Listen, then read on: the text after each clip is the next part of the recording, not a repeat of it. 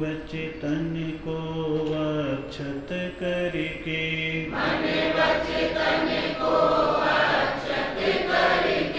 पंच प्रभु को करी प्रणाम,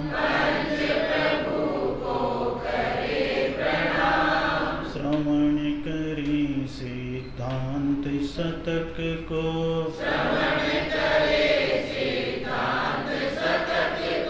हरने को अपना अज्ञान। नमः श्री वर्धमानाय निर्धोत्कलिलात्मने सालोकानां त्रिलोकानां यद्विद्याय दर्पणायते। मंगलम भगवान् वीरो मंगलम गौतमगणी, मंगलम पुष्पदंतात्यो जैन। बोलिए परम पिता परमेश्वर प्रथम तीर्थंकर आदिनाथ भगवान की, अंतिम तीर्थंकर विश्व प्रभु भगवान महावीर स्वामी की, अहिंसा परमो धर्म की, परम पूज्य आचार्य गुरुवर मुनीश्वर 108 पुष्प दंत सागर जी महाराज की,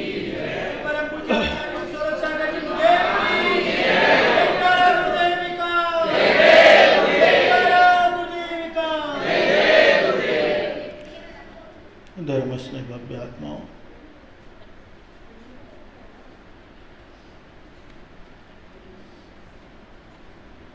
चर्चा के साथ यात्रा चल रही है। किसके साथ? मंदिर में किसके साथ यात्रा चलती है? अर्चा के साथ। किसके साथ? अर्चा के साथ। प्रवचन में किसके साथ यात्रा चलती है? चर्चा के साथ। और दुकान और ऑफिस में किसके साथ चर्चा चलती है? पर्चा के साथ। किसके साथ? पर्चा के साथ। और आपकी जीवन की गाड़ी यात्रा किससे चलती है? खर्चा के साथ। किसके साथ? ये सारी चीजें चाहिए क्या? ये सारी चीजें, इसमें एक भी चीज एक भी स्थान पर कम हो गई तो क्या हो गया? ये भी डिस्टर्ब, ये भी डिस्टर्ब, ये भी डिस्टर्ब और ये भी डिस्टर्ब।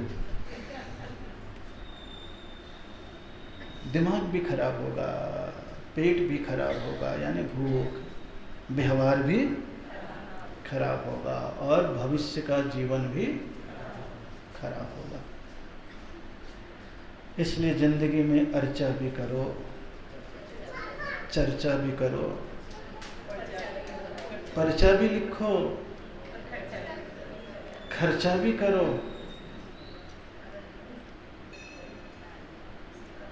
सब आवश्यक है। अब किसमें कितना समय लगाना है ये स्वयं का विवेक है। किसका विवेक है? किसका विवेक है? किसका विवेक है? संभालना किसको है? स्वयं को। करेगा कौन? स्वयं करेगा। किसके लिए करेगा? लो, तुम्हें फालतू हूं क्या? मेरे लिए कुछ नहीं करना। जो भी कुछ करना है किसके लिए करना है? स्वयं के लिए। खर्चा भी करते हो तो स्वयं के लिए करते हो। भीड़ को बुला के भी कर रहे हो तो स्वयं के लिए कर रहे हो, इज्जत बनी रहे। पर्चा भी लिख रहे हो तो किसके लिए? विश्वास बना रहे। बिना लिखा पढ़ी के अगर दे दो तो सिर पटकते रह जाओगे। क्या प्रूफ है? अर्चा भी कर रहे हो तो किसके लिए? वो तो पाषाण की मूर्त है, उनको कोई मतलब नहीं आपसे, आपको मतलब है उनसे। यहां पर भी अगर आप सुन रहे हो तो किसके लिए सुन रहे हो? आपके लिए सुन रहे हो, मेरे लिए नहीं। इसलिए आप सुनते कौन सी बात हो? जो आपके काम की होती है। अपने आप पे पूछो, आप अपने आप से जो आपके मन को स्वीकार होता है वो बात जल्दी, और जो नहीं स्वीकार होता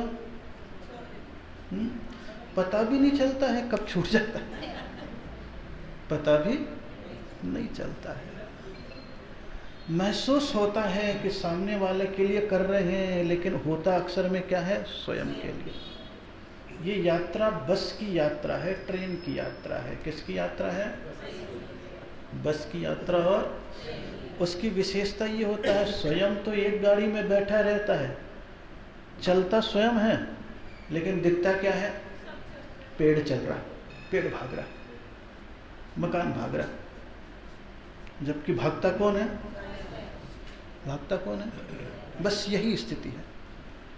जितने भी भाग रहे हो, जितने भी कर रहे हो, वो स्वयं ही कर रहे हो, कोई दूसरा, स्वयं के लिए ही कर रहे हो, किसी दूसरे के लिए नहीं कर रहे हो। लेकिन निमित्त किसे बना देते हो? किसको बना देते हो? दूसरे को बनाते। अरे क्या करें, हम तो बच्चों के लिए, अरे क्या कर रहे हैं, माता पिता हैं इसलिए सब करना, अरे क्या करें, महाराज जी आ गए तो ड्यूटी देनी, अरे क्या करें, 8:30 बजे का टाइम बन गया है तो बोलना। हम कोई आपके लिए नहीं बोलते, हम जो बोलते हैं अपने मन को शुभ में लगाने के लिए, अपने मन को स्तुत ज्ञान के माध्यम से केवल ज्ञान तक पहुंचाने के लिए। कौन से ज्ञान तक? अभी तो आपके पास 2 घड़ी बोलेंगे। कितने घड़ी बोलेंगे?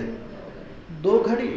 लेकिन वही जब भगवत्ता का गुण आ जाएगा तो एक बार में 6 घड़ी बोलूंगा। कितने घड़ी?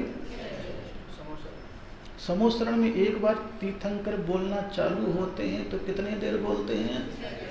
6 घड़ी, मतलब 2.5 घंटे। कितने घंटे?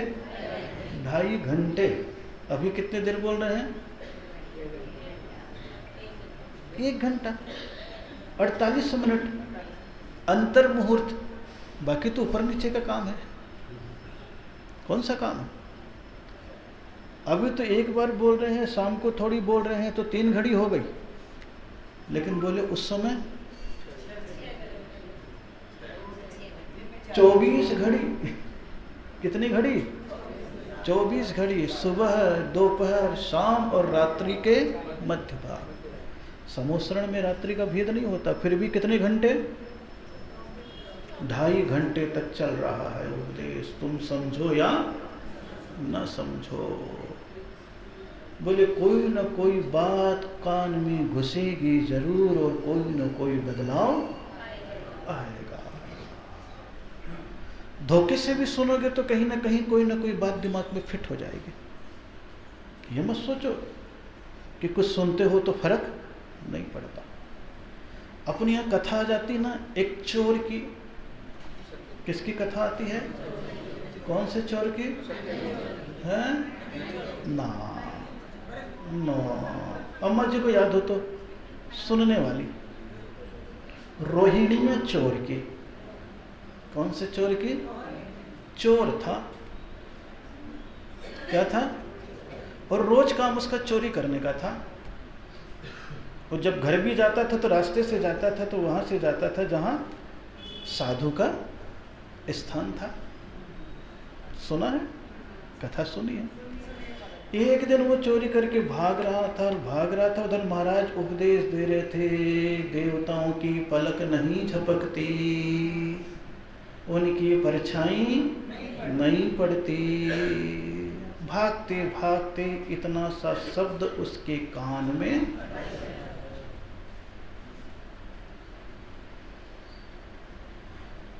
महाराज जी बोल रहे हैं देवताओं की परछाई, उनकी पलकें। चोरी करने में तो माहिर था, लेकिन एक बार चोरी करने के लिए गया। पूरी राजा भी चिंतित नगर में रोज चोरी होती है, लेकिन पता पकड़ आ जाए। शातिर चोर काम भी कर लेता है और पता भी नहीं चलता। आप लोग भी तो इस काम में माहिर हो। माहिर हो कि नहीं हो कि नहीं माहिर? घर में ऐसे ऐसे काम कर लोगे कि बोले पता भी न चले और बोले सांप भी मर जाए और लठ भी न टूटे। है ये भी तो बुद्धि है। शातिरता का आना भी बहुत बड़ी कला है, छोटी मोटी चीज नहीं है कि आप सोचो ऐसी आ जाए। अरे छोटे बच्चे तक शातिर हो जाते हैं, जिसको आप समझते हो बोलना नहीं आता, गोद में ही और अपना माल कहाँ छुपा करके रख लेता है, आप ढूंढते रह जाओ और मौके पे निकाला और नौ दो। होता है ऐसा,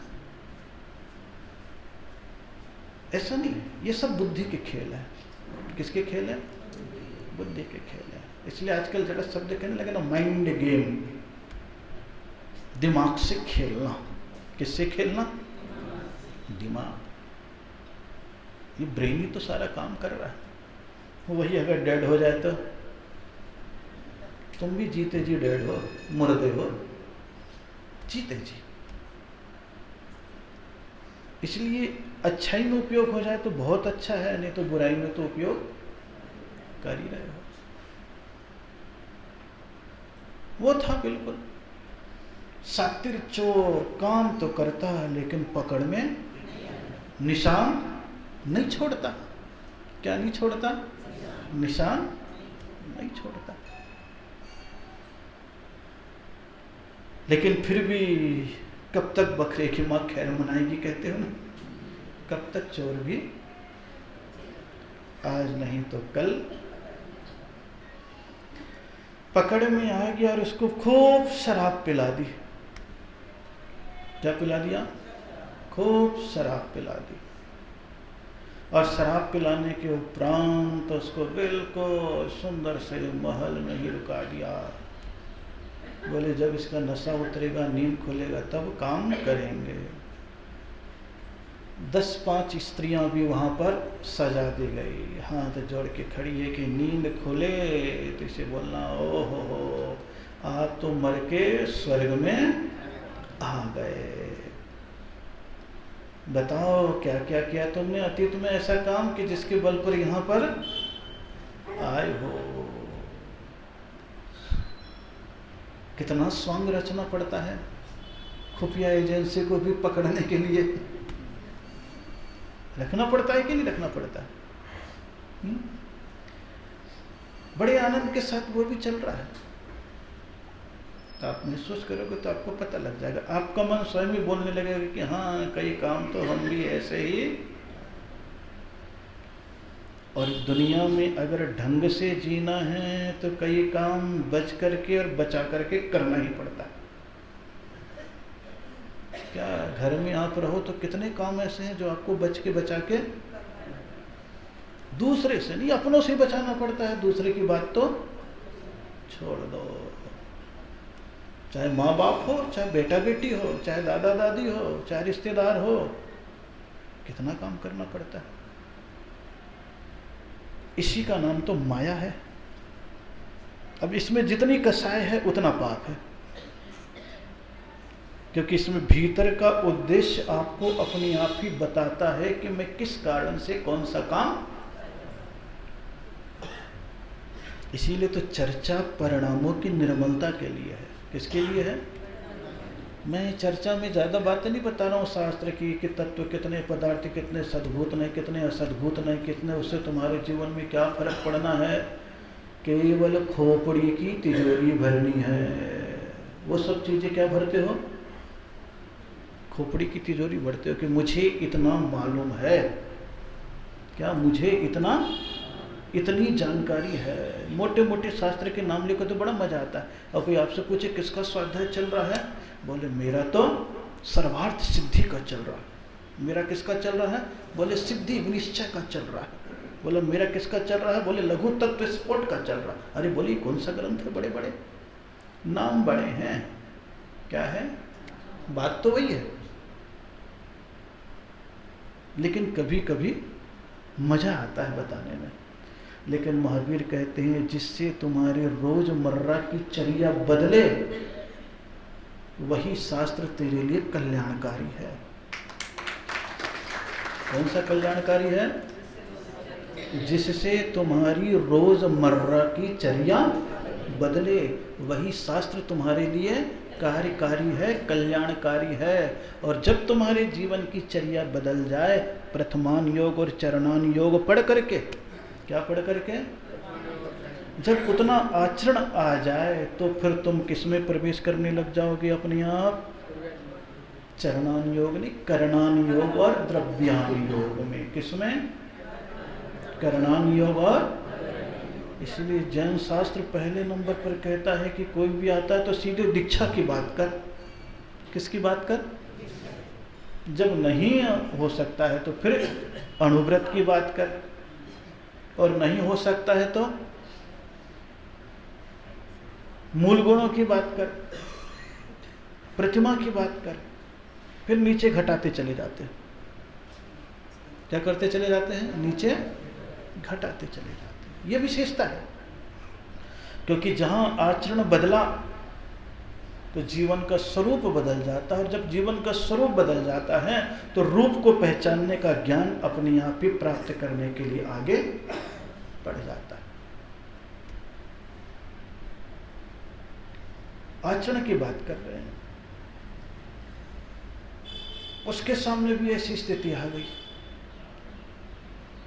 खुरापात तो उसके दिमाग में थी, लेकिन खुरापाती व्यवस्था बनाने वाले और चोर पकड़ने वाले के लिए भी आ गई। और जैसे ही आई, बड़े आनंद के साथ मकान में है, देवी बनकर के स्त्रियां खड़ी है, कोई पंखा चल रही है, कोई पानी के लिए तैयार, और वो बिल्कुल बेहोशी से उठता है। अरे ये मैं कहाँ आ गया? नाथ, आप तो देव योनि में पैदा हो गए, दुर्घटना घट गई थी, वहां मरे और यहाँ आ गए। बोले वाह गजब, मेरे जैसा इंसान और यहाँ आ गया। मजा आ गया। क्या आ गया? मजा आ गया। इतने में ही उसे वो स्मृति आ जाती है कि देवताओं की पलके, अरे बोले ये तो यूं यूं कर रही है। क्या कर रही है? पलके झपका रही है। कितनी देर तक बिना पलक झपकाए आप बात कर सकते हो? कितनी देर कर सकते हो? सोचना। ये तो पलके झपका रही है, बोले मेरे साथ कोई ना कोई खेल चल रहा है। मैं तो चोर हूं, देव तो बन सकता नहीं, लेकिन यहाँ पर कुछ साजिश रची गई है। मेरे को पकड़ने के लिए कोई ना कोई प्रोपोगंडा किया जा रहा है। ओह, जैसी उसके पलक की बात याद आई तो धीरे से नीचे भी देखता है कि फोकस में परछाई भी पड़ रही है। समझ गया मामला गड़बड़ है, लेकिन यहां से मुझे को बचना है। मन में विचार आ गया, और मन में जैसे विचार आता है तो कहता ओह अरे पिछले जन्म में तो मैं निरंतर परमात्मा की सेवा करता था, गरीबों को भर भर थाल मिठाइयों की खिलाता था, जानवर तक को खरोच न लग जाए मैं उनकी सेवा में 24 घंटे तत्पर रहता था। जितनी अच्छी बातें उसको आती थी सारी बकबक कर दी। अब वो सोचने लगता है यार ये तो अभी भी पकड़ में नहीं आ रहा, और बिना सबूत के पकड़ना राजनियम के विरुद्ध है, कानून के विरुद्ध है। उसको तो बेचारे को खिलाया पिलाया और देवियां गायब, नौकर सामने, छूट के भागा। जैसे वहां से छूटा, तीर्थंकर महावीर के समय की घटना ये रोहिणी चोर की। मुनिराज की याद करके कहाँ चला गया? फिर मुनिराज के पास। बोला प्रभो, केवल चोरी करके भागते भागते 2 शब्द आपके सुने थे, कितने शब्द? कि देवियों की पलकें नहीं झपकती परछाइयाँ, उसने आज मेरा पूरा जीवन बचा लिया। इसलिए प्रभु 2 लाइन मेरे जीवन को बचा सकती है, तो आपके पूरे उपदेश मेरे जीवन का क्या परिवर्तन कर सकते हैं। तो इसलिए हे गुरु महाराज, इस काम को भी छोड़ता हूँ और आपका मार्ग को मैं स्वीकार करता हूँ। पहले के लोगों को इसलिए कौन से जीव बोला जाता था? ऋजु जीव। कौन से जीव? वर्तमान के जीवों को कौन सा जीव बोला जाता है? वक्र जीव। कौन सा बोला जाता है? वक्र मतलब टेढ़ा मेढ़ा। कौन सा जीव है आज का? टेढ़ा मेढ़ा है। उस समय का कौन सा जीव था? बिल्कुल सरल। आज भी कई हैं ऐसे। आप अपने घर में देखो तो बेटे बड़े से बड़े हो जाते हैं, लेकिन वही सरल चित्त होकर के माता पिता के प्रति समर्पित रहते हैं, धर्म के प्रति, गुरुओं के प्रति समर्पित। मालूम सब कुछ है, फिर भी बोले नहीं, उनका काम अलग। इतने निर्मल चित्त के आज भी हैं। उदाहरण पढ़ते होगे कि कई झाड़ू निकालने वाली औरत है जिसने कमा कमा करके सड़क की सफाई कर करके पैसा कमाया और एक बेटे को कलेक्टर बना दिया, एक बेटे को IAS बना दिया। लेकिन वो बेटे ऐसे ही है, कभी पता चलने नहीं दिया कि माँ मेरी झाड़ू लगाती है और पढ़ रहे हैं। और बन भी गए तो जब उनका स्वागत सत्कार और ऑफिस में जाते हैं तब बोले क्या सब परिवार को वो जमादारन उसके यहाँ तो नहीं गई। लेकिन जब उसका घर बनाया, बोले गृह प्रवेश का कार्य रखा। अभी पढ़ा होगा आपने भी अखबारों में, है ना? घर बनाया, मकान का उद्घाटन किया तो देखा कि उस गांव में जहां पर पूरे झुग्गी झोपड़ी के बस्ती है, अच्छा मकान बना हुआ, और वहां कौन आ रहा है? बोले कलेक्टर भी आ रहा है, IPS भी आ रहा है, तीसरा CA या क्या, 3 बने थे अच्छे, हाँ, रेलवे अधिकारी, हाँ, तीनों बने। और तीनों जब गाड़ी लेके पहुंचे और पूरे के पूरे गांव वाले, और सीधे जाकर के उसी माँ को जो झाड़ू निकाल के सफाई कर रही है उसके पाँव छूते हैं। माँ की आंखों में तो आंसू है, लेकिन पूरे गांव की आंखों में आंसू है। देख, इसने अपनी कमाई करके अपने बेटे को कहाँ पहुंचा दिया, और हम लोगों की कमाई से बेटे क्या कर रहे हैं? व्यसने ने तो मूर्खाणा, व्यसन वाले मूर्खता में चले गए। घर की माँ की कमाई और पिता की कमाई खा करके भी, और व्यसन से मुक्त बेटे कलेक्टर और अधिकारी भी पहुंचा देता है। कभी कभी माँ पहुंचा देती है, कभी पिता पहुंचा देते हैं, कभी गुरु पहुंचा देते हैं, कभी मित्र पहुंचा देता है। अच्छी संगति कहीं न कहीं आपको पहुंचा ही देती है। लेकिन आपको रोज कितने घंटे उपदेश मिलता है? कितना घंटे मिलता है? 1 घंटे रोज मिल जाता है। फिर भी बोले ज्यों के हर चीज को फिर से बताना पड़ता है, हर चीज को पकड़ के नियम दिलाना पड़ता है, हर चीज के लिए गहराई से कहना पड़ता है। लेकिन चोर भी था, वो उपदेश सुना, और जितने भी उदाहरण मिलते हैं आपको ऐसे मिलते हैं, एक एक शब्द के उपदेश में, और एकदम से जीवन में परिवर्तन आ जाता है। चाहे वो बच्चा हो, चाहे जवान हो, चाहे विवाहित हो, चाहे गर्भ में बच्चा हो, उसके बाद भी अगर भाव आ गया तो बैरागी बन के निकल जाता था कि नहीं? पहले बोलिए, इसे कहते कौन सी बुद्धि? सरल बुद्धि। कौन सी बुद्धि? सरल बुद्धि। वक्र बुद्धि प्रारंभ में सफल होता है, पोल खुलती है, विफल हो जाता है। सरल बुद्धि प्रारंभ में विफल होता है, जब उसका नेचर पता लगता है तो सफलताएं उसकी सरलता के कारण से स्वागत करना भी प्रारंभ कर देती है। जीवन उसका अलग होता है। जिंदगी के दोनों रूप तो होते हैं। इसलिए जीवन में सरल चित्त बनो, व्यसन मुक्त बनो, धर्म युक्त बनो। चर्चा भी कर रहे हो, अर्चा भी कर रहे हो, पर्चा भी लिख रहे हो, खर्चा भी कर रहे हो, सब कुछ कर रहे हो, स्वयं के लिए कर रहे हो, तो एक एक व्यसन का विरक्ति दिलाते हुए कल आपसे छुड़ाया था। कौन सा? वेश्या सेवन पर स्त्री सेवन।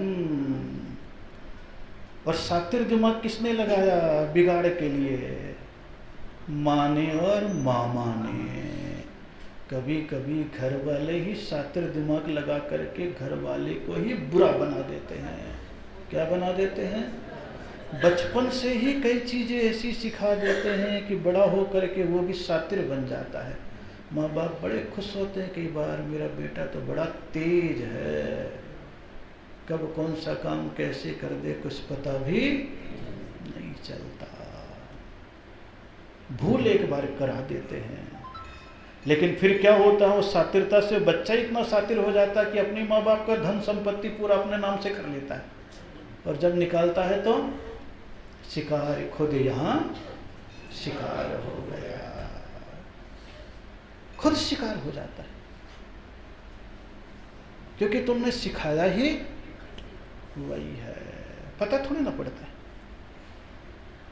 लेकिन क्या करें, संसार में रहते हैं तो जीना तो कैसा भी हो स्वीकारना तो पड़ता है।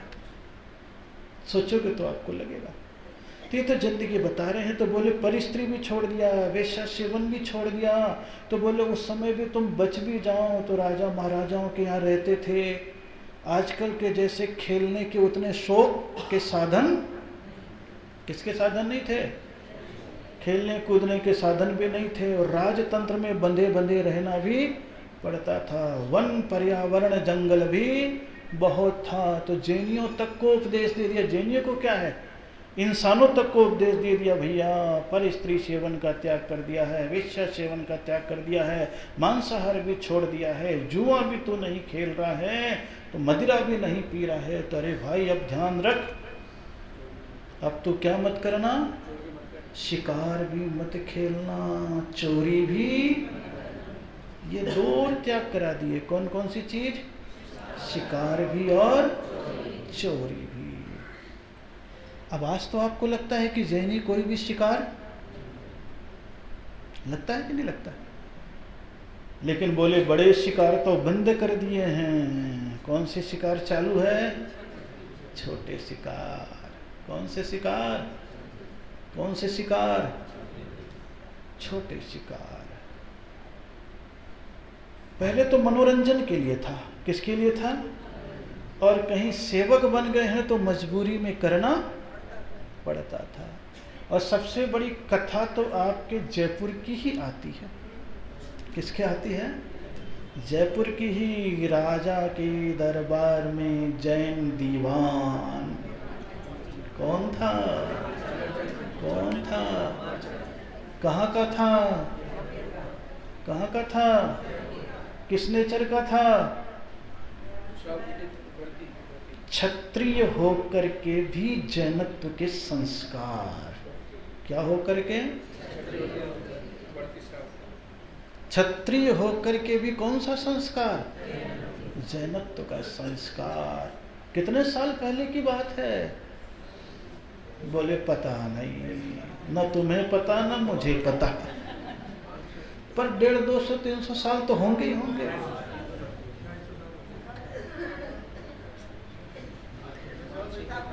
है कि नहीं? यही की कथा दीवान की है। बोलो राजा के साथ रहता था, तो युद्ध का समय आया तो भड़काने वाले भी मिल गए। कौन मिल गया? भड़काने वाले भी मिल गए। और भड़काने वाले जब मिल गए तो क्या कह रहे हैं? अरे ये तुम्हारा सेनापति, ये तुम्हारा दीवान तो चींटी मारने से डरता है, ये युद्ध के मैदान में क्या लड़ेगा।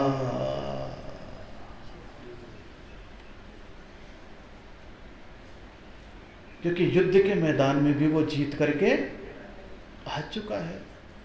लेकिन श्रेय लेने के लिए कभी कभी कई व्यक्ति उचक उचक करके सामने आ जाते हैं, करते धरते कुछ नहीं, उचकते रहते हैं, और अगर उसके मन को न मिले तो फिर टेंशन प्रारंभ कर देते हैं। ये जिंदगी है संसार का। बिना कुछ किए श्रेय लेने की होड़ भी नुकसानदायक होती है, फ्रैक्शन डालने वाली होती है। क्या डालने वाली होती है? फ्रैक्शन, फूट। करने के बाद श्रेय अपने यहाँ पर मिल जाता है, और बिना किए श्रेय ले ले तो हमें मालूम है कितना पानी में है, अपने आप ही आप कह दोगे। उसके सामने भी ऐसी स्थिति आ गई। ये क्रम आज का नहीं है, ये तो चला आ रहा है, चल रहा है और आगे भी चलता। बस इतना हो सकता है, हम समझ गए, हम सुधर गए, हम संभल गए तो ठीक है, हमारा जीवन अच्छा हो जाएगा। दूसरा समझे, दूसरा संभले, दूसरा करे, बोले ये तो चीजें केवल सोचते रह जाओ, कोई जरूरी नहीं है। वो दीवान भी ऐसे ही है। कौन? दीवान। भर दिया कान। युद्ध में तो हम लोग तो जीत कर आए थे, श्रेय इसको मिल गया क्योंकि आपने दीवान कहते हैं। और परीक्षण का जब समय आ गया तो बोले चल शिकार खेलने के लिए चलते हैं। अब राजा ने बोला और मंत्री को न जाना पड़े, सेनापति न जाए, क्या स्थिति होगी? मजबूरी कई काम करवाती है। बोले चलो, और शिकार के लिए भी गया होगा। इधर चोलगिरी जैसा पर्वत तो है यहाँ, आमेर किला है, सांगानेर है, पदमपुरा है, जंगलों का एरिया था। ये तो अब इतने हरे भरे जंगल उजड़ गए हैं और कंक्रीट के जंगल खड़े हो गए हैं। अब खड़े हो गए, नहीं तो आज से 25 साल 50 साल पहले यहाँ आने से भी डर लगता होगा। क्या लगता होगा? डर लगता होगा। आज भी चोलगिरी में जाते तो कह रहे महाराज जल्दी मत निकलना, 6 बजे के बाद निकलना। बोले क्यों? बोले यहाँ पर आ जाते हैं अभी भी। मैंने कहा आ जाए, शकल तो देख लो। आखिर में कैसे बेचारे, देखा ही नहीं है। क्या देखा ही? हाँ, अभी मैं गया था ना चोलगिरी, तो बोले कुछ नहीं मिली, एक गैया तक नहीं मिली। क्या नहीं मिली? गैया ही तक नहीं मिली। शेर की बात तो, तेंदुए की बात तो, लेकिन बिठा रखा है भाई। गया वो शिकार के लिए और देखा कि हिरण का झुंड जा रहा है। फिर वही बात, चलाओ तीर, शिकार करो हिरण का।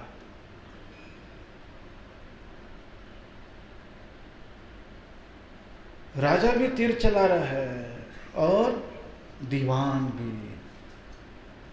धनुष पे चढ़ा तो लिया है, लेकिन उस हिरण को चिल्लाते हुए कहता है, हे हिरणों रुक जाओ। जब रक्षक ही भक्षक बन गया तो बच के कहां तक भागोगे?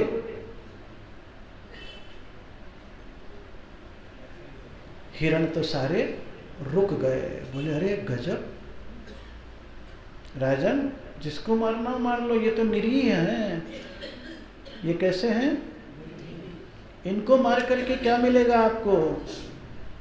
जरा सा सम्मान, जरा सी शक्ति, जरा सा स्वाद, इसके अलावा क्या मिलेगा? शिकार करोगे तो क्या मिलेगा? जरा सा सम्मान, बड़ा बलवान है। और ऐसे हैं।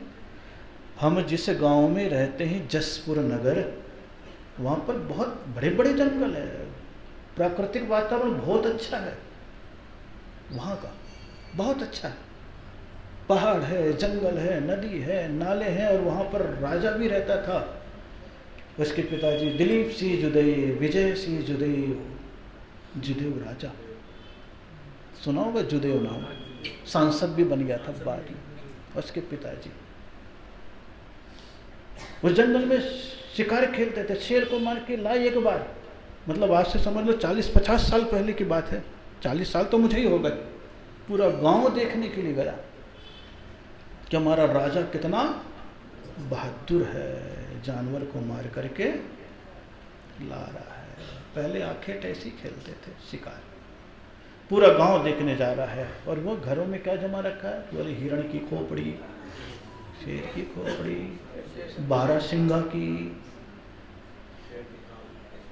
शेर की खाल, ये सब उसी के तो परिणाम थे। आजकल नहीं है इसलिए ऐसा लग रहा है, लेकिन पहले तो होता था। शिखर जी का पहाड़ भी तो एक दिन के लिए छूटता खेल खेलने के लिए। क्या खेलने के लिए? ये तो बचते बचते अब यहाँ तक पहुँच गए तो इतनी सुरक्षा हो गई, लेकिन फिर से मामला बिगड़ गया तो वहाँ पर भी ऐसे लोग पहुँच गए। ये समय की बात है, उतार चढ़ाव बदलाव सब जगह आता रहता है, जीवन में भी, प्रकृति में भी, विचारों में भी, सत्ता में भी। शिकार खेलना तो मेरे लिए केवल बात है, शिकार खेलने वाली कौन सी बात है इसमें? कुछ भी नहीं, सीधी सीधी बात है, जन खेलते हो ना तुम करते हो। लेकिन वो दीवान को ऐसे ही कह दिया, वो वहाँ पर शिकार खेलता था, देखने जाते थे हम लोग भी, और जानवरों के बहुत सारे लगे हैं। उस जैनी के घर में नहीं लगा होगा दीवान के, और घर में ऐसी चीज़ें लगानी भी नहीं चाहिए। अपने घरों में आजकल आ गया ना, गर्दन लगा ली, क्या लगा ली?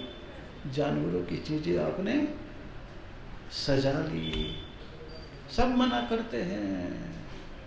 आजकल तो गर्दन ज़्यादा चल गई है। आपका ड्राइंग रूम होता है और एक वाइट रंग का खाली गर्दन है, किसकी?